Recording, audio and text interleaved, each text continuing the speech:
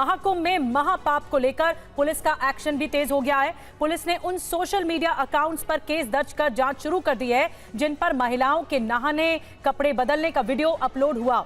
वहीं आरोपियों की पहचान और गिरफ्तारी की कोशिशें भी की जा रही हैं, लेकिन इस बीच इस महापाप को लेकर चौंकाने वाले खुलासे भी हुए हैं।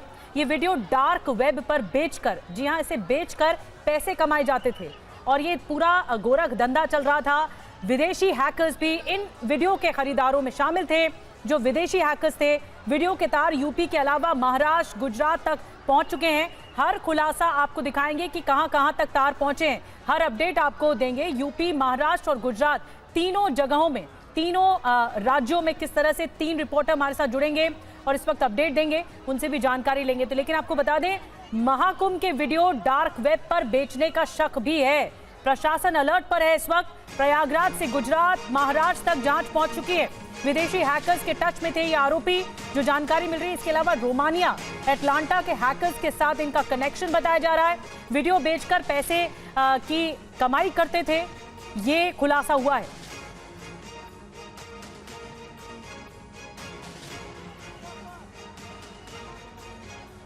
तो इन सोशल मीडिया अकाउंट्स को रडार पर रखा गया है। सोशल मीडिया अकाउंट्स जो कि अश्लीलता फैलाने के आरोप में आगे बढ़ रहे थे और डार्क वेब के जरिए पैसे कमा रहे थे। हमारे साथ 3 सहयोगी जुड़ेंगे। विपिन चौबे हमारे साथ लखनऊ से जुड़ रहे हैं, जयप्रकाश सिंह हमारे साथ मुंबई से जुड़ रहे हैं, हरिन मात्रावाडिया अहमदाबाद से हमारे साथ जुड़ रहे हैं। लेकिन सबसे पहले जेपी, मैं आपके पास आ रही हूँ। लातूर से बताया जा रहा है कि कुछ ऐसे लड़के शामिल थे जो डार्क वेब के जरिए इन वीडियोस को आगे विदेशों में बेचने की तैयारी कर रहे थे। क्या जानकारी इससे जुड़ी हुई, क्या खुलासा सामने आ पाया?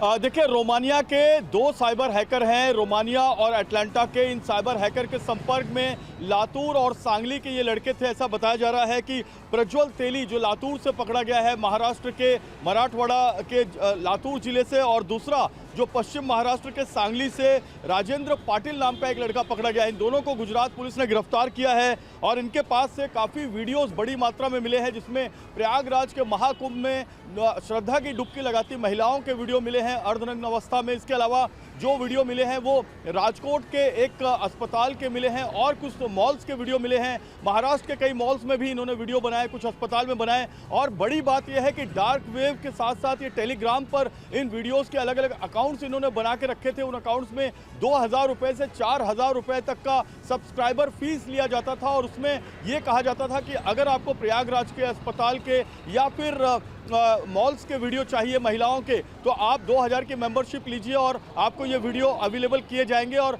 4-5 वीडियो भेजने के बाद दोबारा इनसे पैसे मांगे जाते थे और तब तक जो ग्राहक होते थे, कस्टमर होते थे, उनको इसकी लत लग जाती थी और वो और पैसे भरकर ये पूरा वीडियो जो है और देखते थे। तो सबसे बड़ी बात यह है कि 13 FIR दर्ज हुई है। इसमें महाराष्ट्र के 2 लड़कों को गुजरात पुलिस लेकर गई है और जो प्रयागराज का भी एक लड़का, साफ तौर पर जो मोडस है वो बहुत बड़ी है और इस पूरे मामले में जांच 2 साइबर पुलिस कर रही है। बिल्कुल, प्रयागराज से महाराष्ट्र तक जांच पहुंच चुकी है और ऐसे कई अकाउंट्स हैं, ऐसे फेक अकाउंट्स हैं, सोशल मीडिया अकाउंट्स जो अश्लीलता फैला रहे थे और डार्क वेब के जरिए पैसे ऐंठने की कोशिश कर रहे थे। मैं आऊंगी आपके पास जेपी, लेकिन महाकुंभ में महापाप और ये इसकी जो जांच है, जांच की आज कहां तक पहुंच चुकी है, आपको बताने जा रहे हैं। देखिए, 3 राज्य हैं, यूपी, महाराष्ट्र और गुजरात। यूपी का प्रयागराज, जहां पर महाकुंभ चल रहा है, प्रयागराज में जांच आगे बढ़ी और उसके बाद गुजरात तक तार समझ में आए, फिर उसके बाद महाराष्ट्र। तो ये जो पूरा नेक्सस है वो सामने आया। लेकिन देसी कनेक्शन का विदेशी कनेक्शन कैसे पहुंचा? डार्क वेब के जरिए। डार्क वेब पर वीडियो बेचने की कोशिश की गई और फिर उसके बाद विदेशी हैकर्स के ये जो आरोपी प्रयागराज, महाराष्ट्र और गुजरात से बताए जा रहे हैं, वो संपर्क में थे विदेशी हैकर्स से। और फिर उसके बाद रोमानिया, अटलांटा का नाम आया है, यहाँ के हैकर्स का नाम आया है सामने, जिनसे कनेक्शन बताया जा रहा है देसी लोगों का, यानी प्रयागराज, गुजरात और महाराष्ट्र का। महाराष्ट्र के लातूर, सांगली के युवकों का इसमें रोल बताया जा रहा है। जैसे कि जेपी जानकारी दे रहे थे, लातूर के प्रणव तेली का हैकर से सीधा कनेक्शन भी बताया जा रहा है। लातूर से पैसों के लेन देन का ये लिंक मिला है कि ये लोग लेन देन करते थे। अब कैसे पैसे कमाए जाते थे ये भी आपको बता दें कि कैसे ये खेल चल रहा था पैसे कमाने का। दरअसल टेलीग्राम जो ऐप है, टेलीग्राम पर अलग अलग अकाउंट बनाकर मेंबरशिप पहले सामने आई, उसके बाद 2 से 4 हज़ार रुपए में मेंबर बनाकर पैसा कमाते थे। पहले मेंबर बनाए जाते थे 2 से 4 हज़ार में, फिर पैसा कमाते थे। विदेशी हैकर्स के जरिए डार्क वेब पर पोस्ट किया जाता था इनके जरिए ये तमाम वीडियोस। फिर हॉस्पिटल, मॉल्स में भी महिलाओं के वीडियो बनाए जाते थे और उसके बाद फिर इसे बेचा जाता था। गुजरात, महाराष्ट्र, प्रयागराज में ये वीडियो बनाते थे, फिर उनको डार्क वेब के जरिए बेचा जाता था। ये पूरा खेल चल रहा था, ये पूरा नेक्सस चल रहा था और इसी नेक्सस का भंडाफोड़ किया है प्रशासन की ओर से। अब जेपी जो महाराष्ट्र है, जो मुंबई पुलिस है, महाराष्ट्र की पुलिस है, वो संपर्क में है गुजरात के भी और साथ में प्रयागराज पुलिस के भी, यानी यूपी पुलिस के भी। तो ऐसे में क्या कुछ और निकलकर सामने आ सकता है? कहां कहां विदेशी तार जुड़ सकते हैं? देखिए, कुल 113 टेलीग्राम अकाउंट है, सोशल मीडिया के अकाउंट है। इसमें कुछ डार्क वेब्स अकाउंट्स है जो विदेशी अकाउंट्स है। इनमें चैनल सीसीटीवी चैनल 11 नाम का एक अकाउंट है। ये तमाम अकाउंट्स को ब्लॉक कर दिया गया है। कुल 13 एफआईआर दर्ज हो चुकी है और अब तक इस पूरे मामले में जो नोडल एजेंसी है जांच की वो गुजरात साइबर पुलिस है, दूसरी जो नोडल एजेंसी है वो राजकोट पुलिस है और तीसरी लातूर और सांगली पुलिस को भी इंफॉर्मेशन दी गई है। यहाँ के 2 लड़के जो पकड़े गए हैं इनके बारे में जानकारी यही है कि ये अटलांटा और रोमानिया के जो साइबर हैकर्स हैं उनके संपर्क में थे, उनको वीडियो भेजते थे, उनसे पैसे लेते थे, कई वीडियो उनसे खरीदते थे और वो अपने अलग अलग चैनल पर जो है वो लगाते थे और उससे अपने लोकल जो नेटवर्क है उनसे वो पैसे कमाते थे। बहुत ही गंदा और घिनौना काम अगर हम कह सकते हैं इसको, तो गलत नहीं होगा। और इस मामले में जांच अब ये की जा रही है कि और किन राज्यों में जो है ये वीडियो भेजे गए, कहाँ पर और अकाउंट्स बनाए गए टेलीग्राम के अलावा, जो दूसरे कौन से ऐसे चैनल्स हैं जिनका इस्तेमाल किया गया, सोशल मीडिया का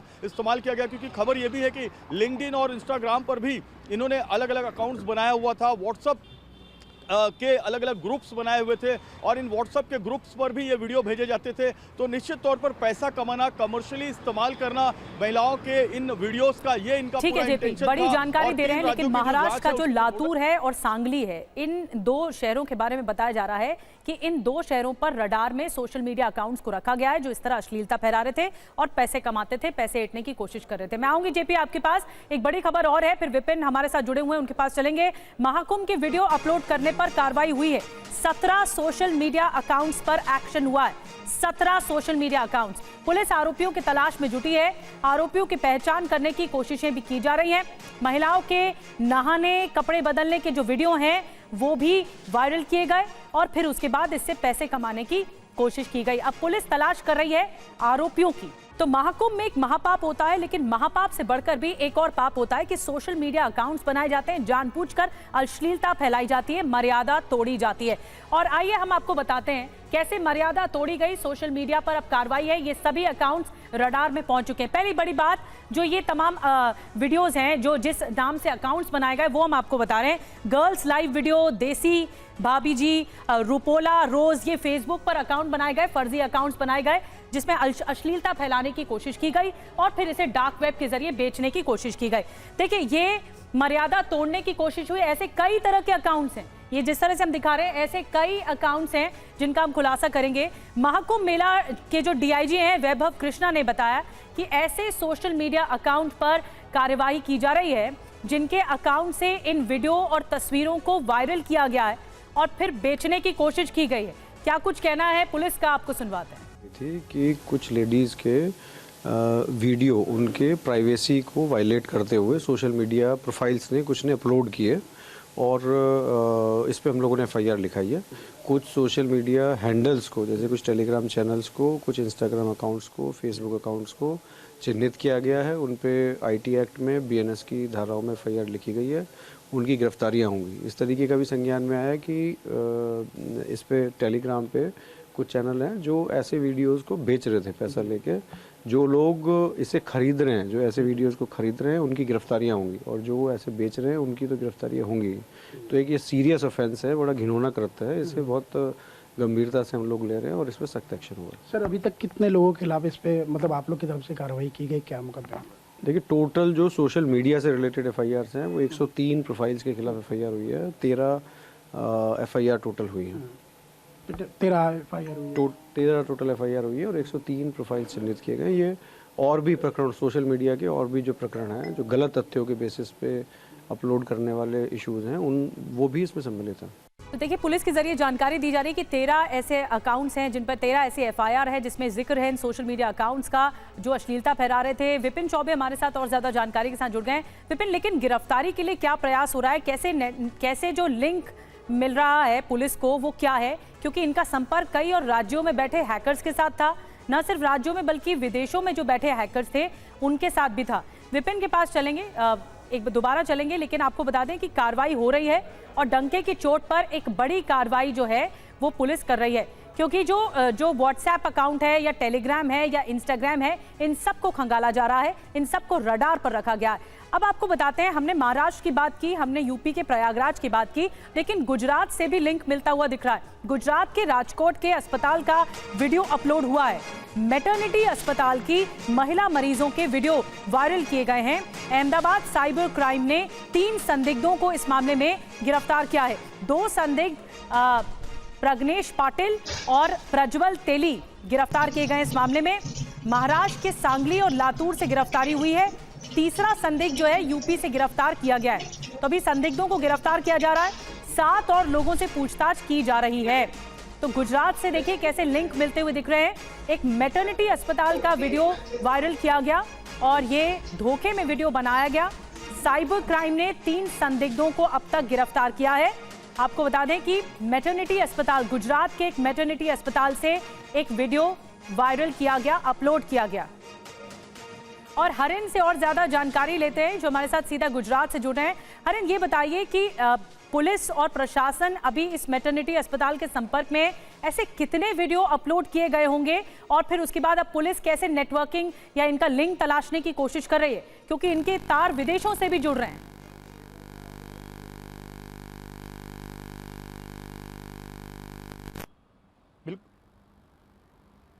बिल्कुल, साइबर क्राइम की ध्यान में एक यूट्यूब लिंक आया था, उसमें एक गुजरात का वीडियो था। अलग अलग 7 वीडियो उसमें अपलोड हुए थे, जिसमें जो महिला थे उसके 7 अलग अलग वीडियो अपलोड हुए थे। एक वीडियो था वो राजकोट का था और उसके हिसाब से जो पुलिस है वो पूरी जांच की और अहमदाबाद में अननोन लोगों के सामने एफआईआर दर्ज हुई। साइबर क्राइम है वो तपास करते करते प्रयागराज पहुंची और महाराष्ट्र में पहुंची। तो महाराष्ट्र के लातूर में जो प्रज्ञेश है उसको दबोच लिया। उसके बाद जो सांगली है उससे भी एक पाटिल करके आरोपी है, उसको अरेस्ट किया और प्रयागराज से वो तीसरा आरोपी है, उसको अरेस्ट किया। तीनों की पूछपरछ में सामने आया कि ये लोग है, उसमें मास्टरमाइंड है वो प्रज्ञेश करके है और वो लातूर से पकड़ा गया था। प्रज्ञेश के मोबाइल से 60 से 70 वीडियो ऐसे मिले हैं कि जो अलग अलग देश की हॉस्पिटल्स के सीसीटीवी के वीडियो है, जहां महिलाओं के वीडियो है वो उसको मिले हुए हैं। जो सांगली का आरोपी है वो प्रज्ञेश के लिए काम करता था और उसके जो यूपीआई में पेमेंट आते जाते रहते थे, यानी कि जो महिलाओं के वीडियो खरीदते थे टेलीग्राम लिंक से, तो उसका जो पेमेंट होता था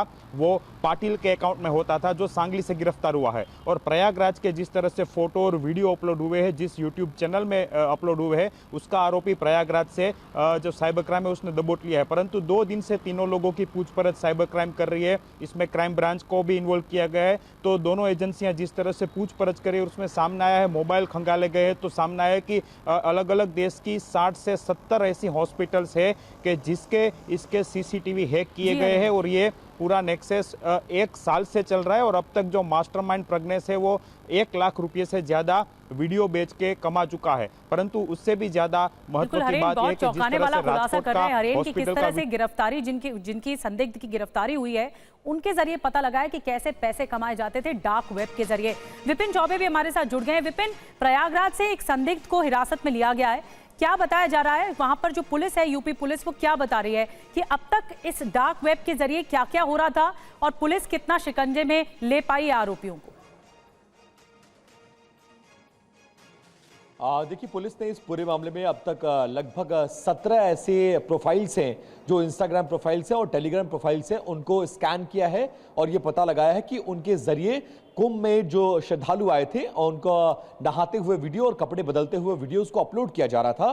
फिलहाल इन अकाउंट्स को बंद कर दिया गया है। मेटा से बाकी इंफॉर्मेशन मांगी गई है और प्रयागराज की जो कोतवाली है वहां पर इस पूरे मामले को दर्ज किया गया है। इसमें एक संदिग्ध को गिरफ्तार किया गया है और 2019 में भी ऐसा ही मामला आया था। उसके बाद से ये मामला हाईकोर्ट पहुंचा और हाईकोर्ट ने यह आदेश दिया कि किसी की मर्जी के बिना इस तरह से वीडियो अपलोड करना उसकी निजता और गरिमा के विरुद्ध माना जाएगा और अगर ऐसा कोई करता हुआ पाया जाता है तो उसके खिलाफ कार्रवाई हो और कानूनी कार्रवाई होगी। उसी आदेश को ध्यान में रखते हुए पुलिस ने कुछ इंस्टाग्राम प्रोफाइल्स और कुछ टेलीग्राम चैनल्स को वेरीफाई किया है, आइडेंटिफाइड किया है और उसमें यह पाया गया है कि इस बार कुंभ के तमाम वीडियोस जो महिलाओं से संबंधित है, जो घाट पर नहाती हैं और कपड़े चेंज करती हैं, उस दौरान के वीडियोस शूट किए गए चोरी से और बिना उनकी मर्जी से अपलोड किया जा रहा है। बाकायदा इसका व्यापार चल रहा है और इन शिकायतों को मिलने के बाद इन टेलीग्राम चैनल्स को और इंस्टाग्राम प्रोफाइल को स्कैन किया गया है और उसके बाद इन्हें ब्लॉक किया गया है, इनके खिलाफ मुकदमा दर्ज किया गया है और इनके ओरिजिनल जो इन प्रोफाइल्स को चलाने वाले लोग हैं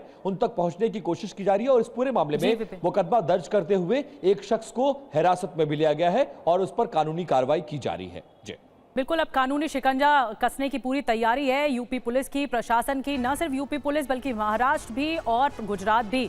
अगर यहाँ इससे जिस तरह से नेटवर्किंग मिल रही है विदेशी हैकर्स के साथ, इन तक पहुंचने की पूरी कोशिश है, इस पूरे नेक्सस का भंडाफोड़ करने की कोशिश है। बहुत बहुत धन्यवाद विपिन आपका, हरेन आपका और जेपी सिंह आपका।